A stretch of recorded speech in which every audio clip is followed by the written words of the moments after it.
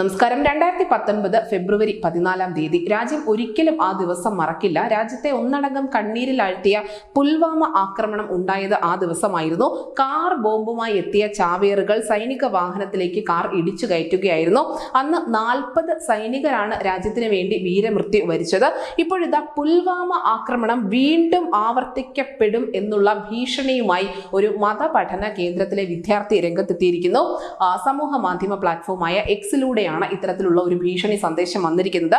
മുഹമ്മദ് തൽഹ മഷർ എന്ന യുവാവാണ് രാജ്യവിരുദ്ധ പ്രസ്താവന നടത്തിയിരിക്കുന്നത്.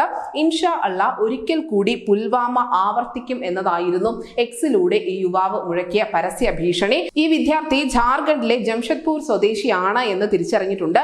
പ്രതിക്ക് ഭീകരവാദ സംഘടനകളുമായി അടുത്ത ബന്ധമുണ്ട് എന്ന നിഗമനത്തിൽ തന്നെയാണ് നിലവിൽ അന്വേഷണ സംഘം എത്തിയിരിക്കുന്നത്. ഇയാളുടെ ഫോൺ കോളുകളെല്ലാം വിശദമായ പരിശോധനയ്ക്ക് അയച്ചിട്ടുമുണ്ട്.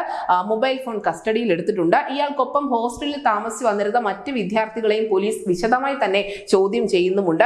കഴിഞ്ഞ ദിവസം രാത്രിയായിരുന്നു പുൽവാമ വീണ്ടും ആവർത്തിക്കപ്പെടും എന്നുള്ള പ്രകോപനപരമായ ഈ പോസ്റ്റ് വിദ്യാർത്ഥി പങ്കുവച്ചത്. ഇത് വ്യാപകമായി പ്രചരിച്ചതിന് തൊട്ടു പിന്നാലെയാണ് ആന്റി ടെററിസ്റ്റ് സ്ക്വാഡ് വിദ്യാർത്ഥിയെ പിടികൂടുന്നത്. പോലീസും ATS സംഘവും സംയുക്തമായാണ് ഇയാളെ ചോദ്യം ചെയ്തു വരുന്നത്. സോഷ്യൽ മീഡിയയിൽ രാജ്യവിരുദ്ധ പ്രസ്താവന നടത്തിയതിന് ഇയാൾക്കെതിരെ നിലവിൽ കേസും രജിസ്റ്റർ ചെയ്തിട്ടുണ്ട്. എന്തായാലും വലിയ രീതിയിലുള്ള ഒരു പ്രതിഷേധം ഈ വിദ്യാർത്ഥിക്കെതിരെ അല്ലെങ്കിൽ ഇവർ പഠിക്കുന്ന ആ മതപഠന കേന്ദ്രത്തിനെതിരെ കൂടി ഉയർന്നു വരുന്നുണ്ട്. News desk Malayalam.